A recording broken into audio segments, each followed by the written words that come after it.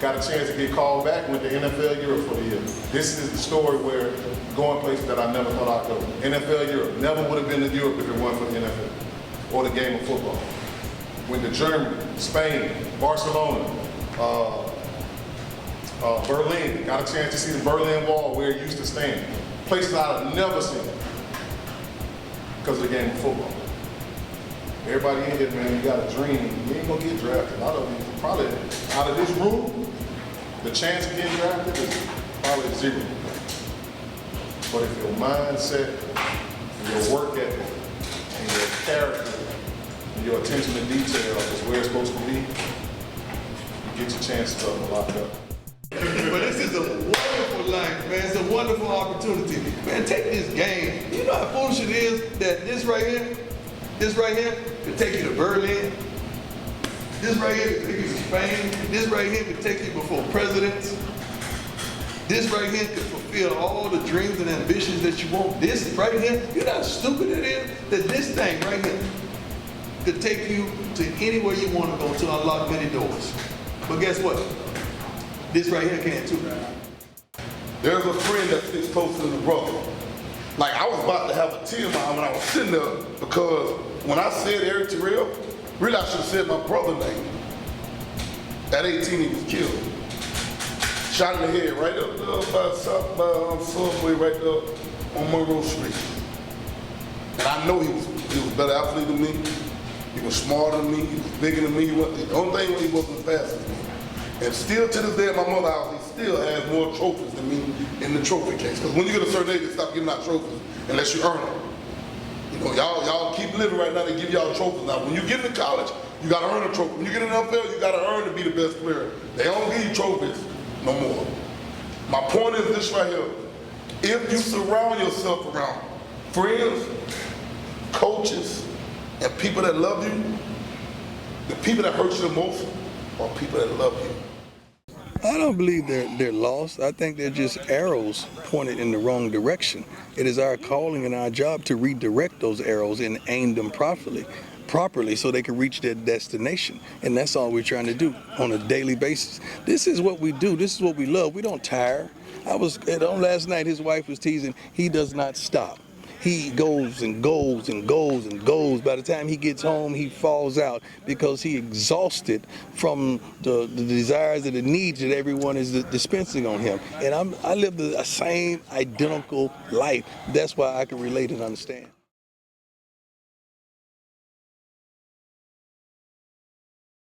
HBCU game day, and we are here with Corey Fulop, former Seminole, former pro football player, and a great friend of Deion Sanders. And Corey, I think Deion was kind of hurt that you didn't go with him when he took the job. He said that you're supposed to be here with me. So I know that you all are very tight. And yeah, you talking about at Jackson State? Yeah.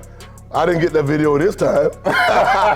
No, I don't think Deion. He probably was couldn't believe it, but he got over it quick and he did what he had to do. But me and Deion talked last week for 45 minutes. Our friendship is very intact. Our brotherhood is very intact. Big brother to little brother. I think that he did great things, and I think that we have a lot of people that's not understanding the landscape and the atmosphere that is created, that needs to be created, that needs to be sustained for our HBCUs and our kids to continue to have the same experience that they have at these PWIs. And so I hope that they grab on to the ride that he took them on and they can stay on a high. Corey, early on, you said Deion's gonna win out there. You told me before he coached the play that he was gonna win. What in you knew that he was gonna win at Jackson State? I think that's what people don't give a lot of athletes credit for. People probably say I'm a homie when I say this, because when I talk about Deion, it's always, oh, that's his boy, this and that. Yes, he is.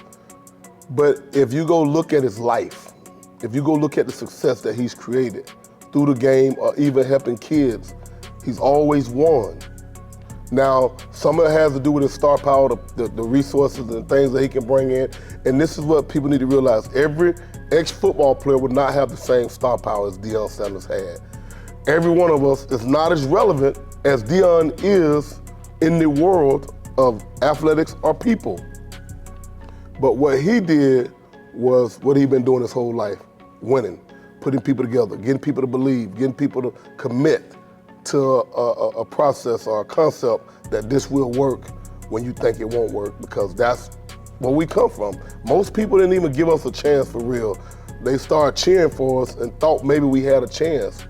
But most of us come from bad situations where we had to win and no other way was going to be accepted. And I think that's one of the things that's underrated about what Coach Sanders did at Jackson State. He got all of those kids to buy in, to trust his leadership, and to go full force and to not accept anything except victory. And as you say, that's what propelled his career over his life. As a former pro football player yourself, and then coming back to coach at the HBCU ranks like you did at FAMU, what do you think was the toughest thing for Coach Sanders to overcome at Jackson State? I think some of it could have just been after when he was leaving. You know, one thing about Deion, he's not very good at nose. He's going to work his tail off. I helped get Deion to come out of retirement at 37, and I saw how he worked at 37 years old, being a football player, still trying not to diminish his brand and what he had built up as a young prime time. Now he was older prime time, and he still led our teams to interceptions. But I seen how hard he worked, and it always was that mystique when you went to Florida State as a cornerback, how hard you had to work to upside Mickey Andrews' mindset from how hard Deion Sanders worked and to what he had became and the mystique that he had built by being a cornerback at the school. And it was the same way at 37. And I think when he left, there's never a good time to leave when you're on the top. People need to realize that when somebody builds something, and I told people this, is that we have been so desperate for hope. When we get it, we don't want to lose it. So I can understand all the emotions and all the posts and all the disbelief. It was more because of the hope that he gave, it seemed like it was gone. But I can promise you, for every young football coach that has aspiration of being a head coach at a Power 5, this move will help all of them. Because we're recovering from some bad hires at Power 5s by Afro-American coaches that didn't turn out so well. We need Deion to go to Colorado and be great. It's going to help younger brothers that's aspiring to be PWI. Him being hired at Jackson State, they can say what they want to say. These people at these institutions are looking for more ex-players to come in and try to run these football programs. I think that it is hard. We have to be real with ourselves at our HBCUs, and do we really want our top players and players to bounce back to our schools? For real, we have to do real inventory and do some real intake on fixing things and making things look better. You can't ask a kid that come out of a bad situation. Now the HBCUs, they're fighting the NIL stuff. So it's even harder now to even try to get a kid to come on a visit when people are offering them money. And so we have to do some materialistic things, and we have to do right by the financial blessings that we are given from our classics, from our ticket sales, from our people donating to their schools and everything. There has to be some real inventory, and there has to be some real checking at the top all the way down. What I'm trying to say is, don't be that fool, man. Don't be that fool.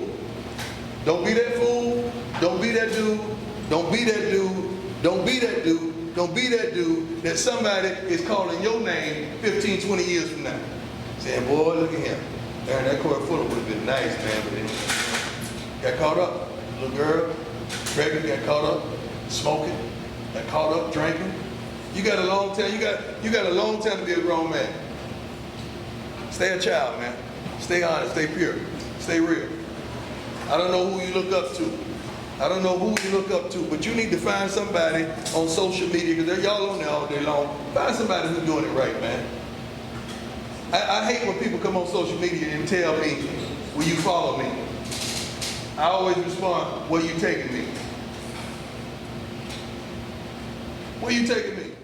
Corey, coaching at both an HBCU and a PWI, let's just be realistic, and you just touched on it, and a lot of people in the HBCU realm don't want to admit this, but at PWIs, donors are valuable because the resources that go into the program ultimately determines how The output will look. how the output. And the quality of player you can bring. Because the better your facilities look, the better your dorms are, the better quality of education and the support system to help guys get through college, the easier it is to get top players. And donors to all HBCU alumni. It's one thing to go to homecoming. I've been on both sides of it. I've worked at FAMU. I love FAMU. I love the opportunity I had there. I don't directly coach at Florida State, but I played there, and I'm back there in the role that I have, dealing with our players. All HBCU alumni, no matter how you take this interview, no matter how you want to look at it, or think these guys are coming in to get a job, then go get a better job. We have to collectively give back. Nobody's asking you to write $100,000 checks if you're not in that situation. But if there's 70,000 to 80,000 people in a database for an institution, just imagine if just you gave $500. Like, we go to these places and get our degrees. We have so much pride about our institutions. And a lot of y'all are giving, but there has to be more giving at the bottom to help the top to sustain what the top is doing, and in the middle. And I think that's the part that's not visualized or not correctly put out to the alumni. You fix football at HBCUs, your enrollment gonna go up.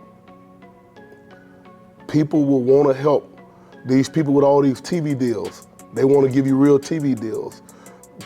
In this country, it's a capitalism country. There is no way you're gonna get something when you're not giving and they're not receiving.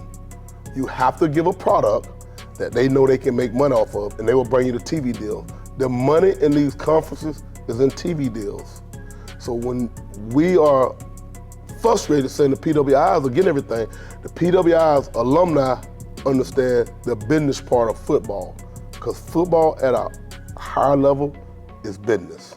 And the parents that have kids that are aspiring to be football players at HBCUs, 1AAs, Power 5 schools, you need to know that this is big business.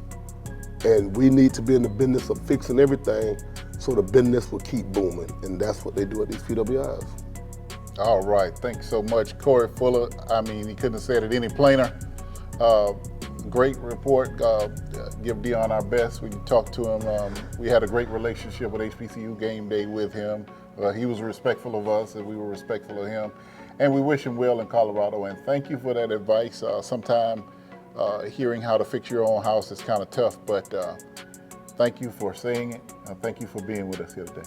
Oh, I appreciate it, man. Anytime y'all can have me on HBCU, I think, it seems like Vaughn is interviewing me like I'm getting a job. I'm not up for a job. I don't want a job. I just enjoy trying to help my brother push his narrative. And if I can bring inner awareness, it's only good if we go to the table and bring back the information. People will see this interview and say, well, they got everything, they get everything. I don't know how much money government gives to white or black institutions, but I do know this. I went to this place. Our donors give a lot of money. The government is not paying $100 million for that facility that we got going up. Those are donors. That's why you see those names on those buildings at those institutions. Like, what's the movie producer? Will Packer.